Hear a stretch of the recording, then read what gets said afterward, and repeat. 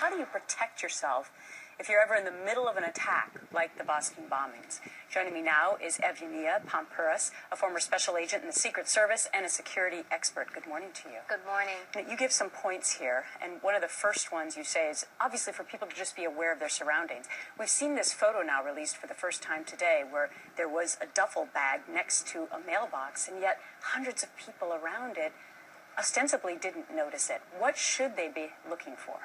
You should have situational awareness wherever you go. So what does that mean? When you go to an event, do an assessment. When you arrive there, take 2 minutes to figure out what is around you. What am I standing next to? Who am I standing next to? If there's a trash can or a mailbox, don't stand there. Somebody could conceal something in there and you can't see it. Go stand somewhere else. If you see a duffel bag, say something. That's why they always say, if you see something, say something. Or if you see somebody carrying something odd that doesn't fit into the environment, you should seek out law enforcement and bring it to their attention. You say to look at the people around you, even to the point of no problem staring at them. Why? Yes, right? As people, we don't like to look at people. There's that 2-second rule. Anything more than 2 seconds, you're staring, so you're being rude. You know what? Be rude. Pay attention to who's next to you. What are they wearing? How do they look? How are they carrying themselves? Look at what their behaviors are. What are they communicating to you, not just verbally, but non-verbally as well? Know where you will evacuate. So oftentimes when people get on airplanes, they'll say, okay, I'm 5 rows from the nearest exit. But you're talking about just in general, right? Yes, whether you're indoors or outdoors. So this specific event, you're barricaded in, right, in an area. You're watching the marathon go on. When you get there, assess if something happens. I want 2 egress. It's 2 ways out. If something happens on this side, I will go out this way. If something happens on this side, I will go out that way. Always give yourself that option.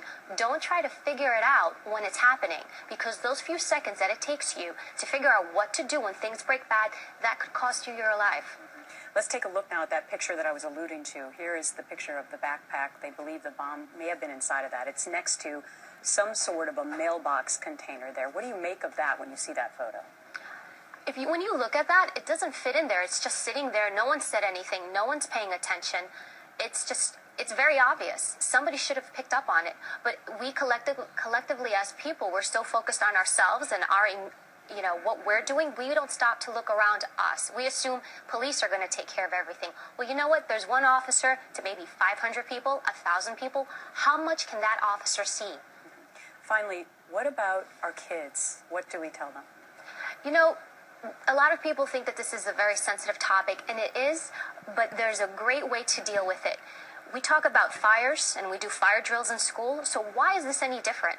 Fire can kill you, fire can cause severe injury, so you take that same approach with children.